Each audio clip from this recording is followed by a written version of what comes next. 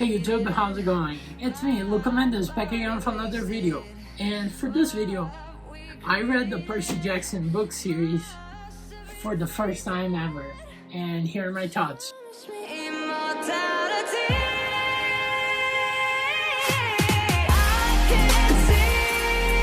Welcome back everyone to Luca Films, the channel where we talk mostly about movies and movie talks and some video game gameplays. But this time I thought I would branch out into a book series because it's been developing into a movie and a TV show that actually inspired me to start reading the books. And when I say first time reading through the series, that's very true. It's not my first time reading The Lightning Thief, at least half of it. I read Lightning Thief, half of it when I was a young kid in Brazil. And this is my old book. My old copy is like very worn out. This is in Portuguese, by the way. And I really like these covers. So one day I want to get these covers, but they are the older ones. But I did read The Lightning Thief, half of it when I was a kid. Never finished because I hated reading as a kid. Hated. And I also own the Sea of Monsters. This is also very old. This is also in Portuguese, but I never read it. I just liked owning it because I always loved Greek mythology. But it was my first time reading in English for sure.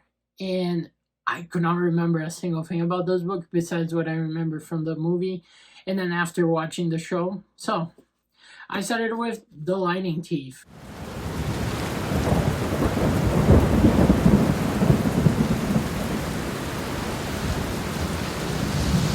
The Lightning Thief is a classic, in my opinion. It's the type of thing that everyone knows about. The first few lines of the book is, I didn't want it to be a half-blood. If you're reading this, it's because you think you might be one. My advice, close this book right now. Because once you know it, they will also know the monsters.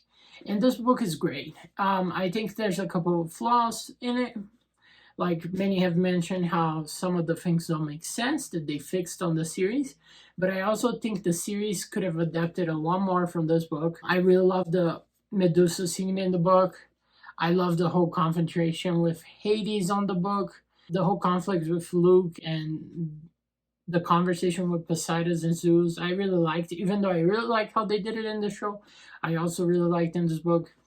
I think it's a great way to introduce you to this world, to these characters, and Percy is just such a fun, interesting, funny character written, and the book is written so simply. The first one's like 300 and something pages long, so it's really not that bad. Easy read. Really like this one. I gave it a 4 out of 5. I think it's a great start, but there's flaws in it. Then we get to Sea of Monsters.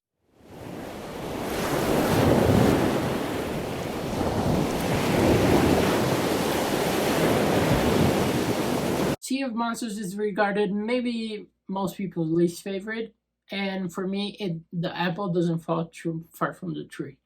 I think this is the weaker by far. It's the smallest too, by far. But it's weak because I think the story follows too much like the Lightning Thief's story, beat by beat, and it suffers from it because it's not as great, and you don't feel the same way. Plus, you're missing the scared Grover. He's mostly absent for half of this book. I still think it's fun. I think the whole island with Percy is fun. Some of the dialogue is not the best. Like, some of the things are very silly on this book, but it's a great setup for the future, especially the boat scenes with Luke. Those are my favorites. They just set up the whole threat that Cronus is. When we first see the gold sarcophagus where Cronus is being reborn and everything. So I like this book, but it is the weakest one, my least favorite of the series, coming in at 3.5 out of 5. Not that low, but compared to the other ones, it's the lowest. After that, we have The Titan's Curse.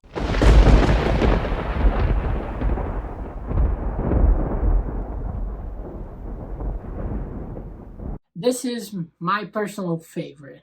I will tell you why. It is a slow start. I like the start with Bianca and Nico, But then in the middle between that section and then the middle and end of the book, it gets a little bit slow. Not terrible, but it's a little bit slow. But the ending, the second half of this book is so good, so well done. The reveal of Atlas is so great, and how the visions connect to the end of the story and where the final battle and section of this book is. It's so amazing that I love this book. This was my favorite by far. Not my highest rated, but my favorite. This, I gave it a 4.8 out of 5, and this really sets up the threat of Cronus and how his army is growing. He's not there yet physically, but how his control over the population of the monsters and some half-bloods is becoming very real very soon. Then we have Percy Jackson in the Battle of the Labyrinth.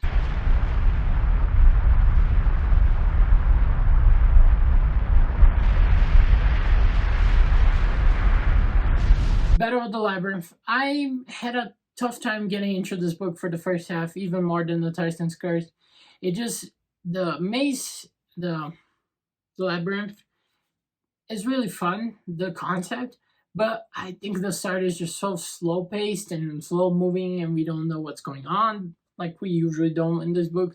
But it's just, I just didn't enjoy the first half of this book. I will be true. I think Rachel, the Oracle, I know she's developed a lot more in the book series to come.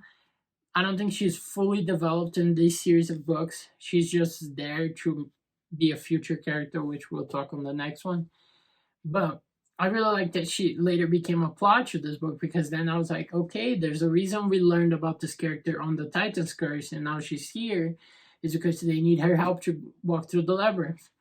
And this is the first time we see Kronos being reborn, possessing Luke's body. And some of the consequences of Percy's naiveness or not wanting to kill some half-bloods and what that causes for the future. And there's some great moments in this. We got our first glimpse of the romance between Percy and Annabeth, as she's very jealous of Rachel. And then when they're in the fortress, she kisses Percy, but then it doesn't go anywhere until the end. But there's a lot of great moments. He's in the island with the daughter of Atlas that was banished there because of what her father did, and how she's cursed with this always been sent man she's gonna love, but he can never stay for her, and he couldn't stay because he had Annabeth and the whole quest still to be done. And the book ends with Cronus being reborn, possessing Luke's body. And from that moment where I read the last chapter of this, I was like, okay, so the last book is gonna be Harry Potter Deathly Hallows Part 2. Just action. And that is very true. The last book, besides the first like 3 or 4 chapters, is just pure action.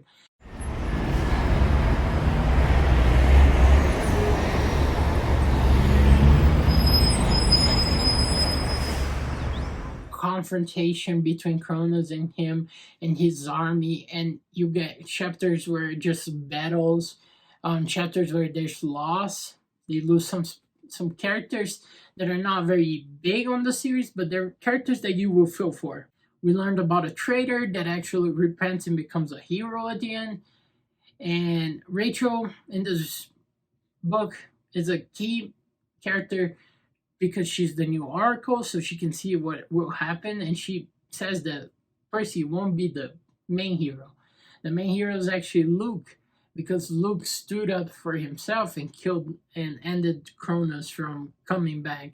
He didn't kill because they don't die, but he ended his like reign for a while.